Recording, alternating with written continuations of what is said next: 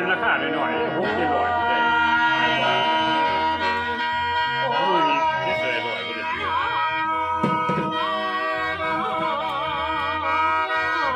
แต่ว่าถ้าห่างไกลยังได้ยินน้ำเตอจังอนกเขาขันยังได้ยินคนโตบาดเจ็บฟ้าขันห้องจรยับเข้ามาใกล้ๆบ่โมแค่นี่มันเขาถ่ายเอาค่ะ บ่จังไร เฮ้ย น้ำมัน เขาถ่ายเอาโมเห็นบ่มื่นตาบ่แล้วเราหมาจังได๋ ได้ยินละล่ะ แถวมันก็หันออกมานี่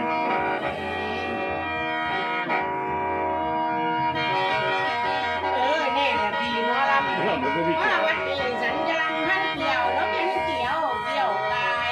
ไปผู้เป็นสุดก่อนนอนดูไม่ไกลแนงจังว่ายังทำก้อยบ่มีผู้นอนนำว่าจะได้นอกำลังกันเลยมันผมมากันเอ้วนไหนคือดังบางบ่มอเดือนยังมาแดงมองทำก้อยไม่ไหลยากกว่าความมากายเป็นตาในบ่ลืมหลงอันนี้ผมเช่นช่วยจองถุงง้อใส่หมอนมุ่งอยู่นอนได้ให้หันใจลงพ่อยิบนี้ได้นอ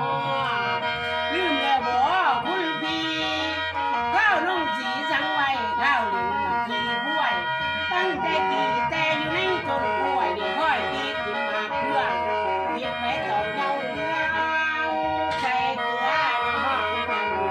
พี่หมอลำลืมแล้วหรือยังหนีน้องสั่งเจ้าเป็นสังกะลีน้องยังได้เสื่อมป่วยไปให้เบาพี่ชายท่านก็อย่าสงอายลืมในบ่เดียวนะบวชบ่พ่อพรรษาตัวนอเป็นตัวน้อยห้อยคู่บาเป็นดีเขียนห้อยไม่เหี้ยวเลี้ยวหน้าแข้งมือได้อยากเขาแรงพี่ยังได้บอกน้องว่าเจ๊ตายมันบาดเจ็บปาดุกมาอีนางปีถ้ากินแล้วรวยลอยเสียคู่หักนางป้าสิบบอกมาก็เลยจอยไปได้จนเท่าใหญ่อยากได้หยังกับบ่ได้คอยให้เช็ดน้ำตา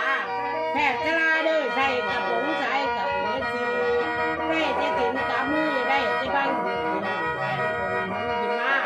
นาฬิกาก็เสียช้ำแหวนทองคำก็เสียอีกเกบ้านไหนก็บ่เว้าคอยขาแต่เสียว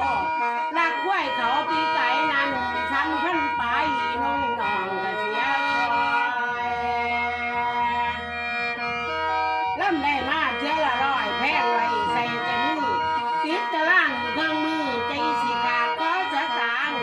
นั่งประกันทั้งเสียตัวนอจังพ่อมุนอบรมได้หัวหน้าสถานีเพิ่นปล่อยฮักกันมาแต่น้อยมินไปหน้าไหน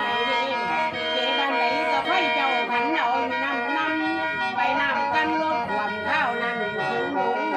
เจ็บซี่โค้งยังเอาเข่าลงบ้านได้เดือนยืนพ่อจะนั่งชาใครมาทุกทีลำมาประจำเพี้ยนเจ้าชั้นเดือนฝนลอยจอยเริ่มได้มาเที่ยวละร้อยแพงไก่แกงแกบัวละพีกินเลย5 ตัวให้จอยจนโซ่พร้อมง้อมปันป่าในนาหาตำดีใช่บ่เคยเห็นก็เป็นพ่อใช่โซพ่อปากปลาแดก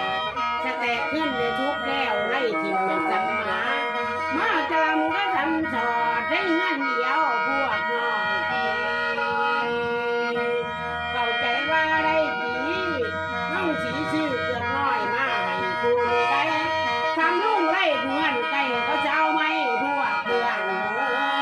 อย่าว่าเจ้าอีไม่แล้วมันเสียค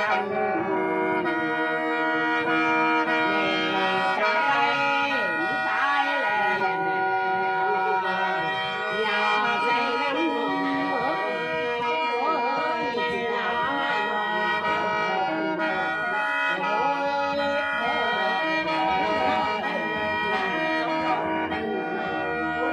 ให้เมื่อยเลยว่ะ